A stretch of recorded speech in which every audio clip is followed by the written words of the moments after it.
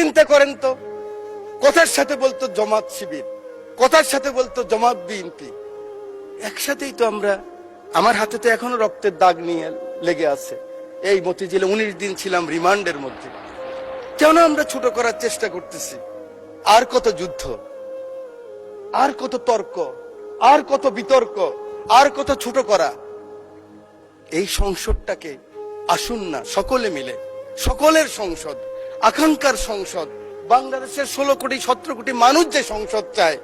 আমি এখানে যত কথাই বলি, আমি মনে করি আপনাকে ঘায়েল করেছি, আপনি মনে করেন আমাকে ঘায়েল করেছেন, কিন্তু বাংলার কৃষক, বাংলার শ্রমিক, বাংলার জেলে সে কিন্তু বোঝে আমার কথা সঠিক না আপনার কথা সঠিক।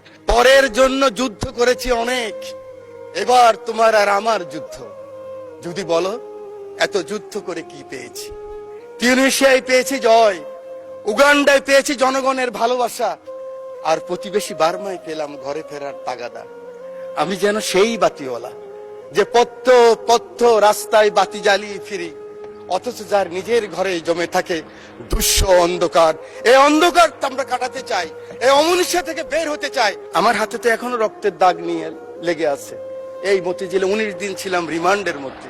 মানুষ আর এই হিংসা প্রতিহিংসা আর দেখতে চায় না। আমার মহাসচিব মহোদয় এখানে বসা আছেন, আমার মহাসচিব মহোদয়কে হেলমেট পরাই নিয়ে গেছি, নাম বলতে পারলাম না, একজন সেনাবাহিনীর প্রধানের সাথে মিটিং করার জন্য আজকের কৃষিমন্ত্রীর বাসায়। কারণ ওটা বেশি দিন নয়, 23 সালের কথা বলছি। জীবনের বাজি নিয়েই কথাগুলি করেছি আমরা। আমার নেত্রী 11 আমার নেতাকে যখন নিয়ে গেল খবর পেলাম আমি, কারণ 7 দিন আগে শেষ দিন আমার দেখা হয়েছিল আমার নেতা তারেক রহমানের সাথে, বেগম খালেদা জিয়ার সাথে 111-এর পরে হাওয়া ভবনে। সেদিন ছিল ওনার শেষ দিন। খবর পেলাম ওনাকে নিয়ে গেছে, ঢুকে গিয়েছে। 196 জন এমপি ছিল এই পার্লামেন্টে, আমি ঢুকেছি। আমার নেত্রীকে দেখেছি, একজন মা তার সন্তানের জন্য কি আকুতি, কি কান্না, কি বেদনা বিধুর আমি দেখেছি। আমি সেই কথা মনে রাখতে চাই। আজকে আমরা অনেকে আছি, কিন্তু ষড়যন্ত্র বন্ধ হয়নি।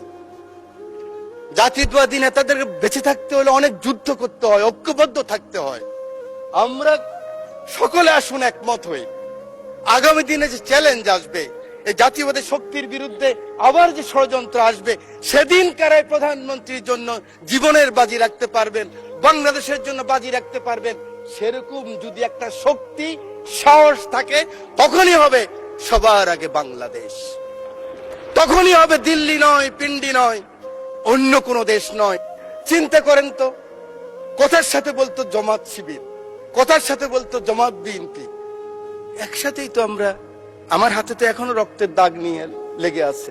এই মতিঝিলে 19 দিন ছিলাম রিমান্ডের মধ্যে। কেন আমরা ছোট করার চেষ্টা করতেছি? আমি বিশ্বাস করি আমার নেতা ছুটে গেলেন একটু আগে, আমার সেই ভাই এখন আছেন। আমার নেতা তারেক রহমান ছুটে গেলেন, ওখানে গেলেন, দেখলেন। সাথে সাথে আমি মনে করি আগামী দিনের রাজনীতির জন্য সংসদের বিরোধী দলের নেতা আপনিও ছুটে যাওয়া উচিত ছিল। আমি জানি না আমার কথা কিভাবে নিবেন, যে মাননীয় সংসদ নেতা, আমি শুনেছি, আমি উপস্থিত ছিলাম, কারণ ওনার পিছনে আমি ছিলাম।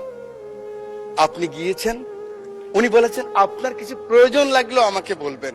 এভাবেই রাজনীতিটাকে আমরা এগিয়ে নিতে হবে। বাংলাদেশের মানুষের আকাঙ্ক্ষা এই রাজনীতি। মানুষ আর এই হিংসা প্রতিহিংসা আর দেখতে চায় না। বক্তব্য আমি শেষ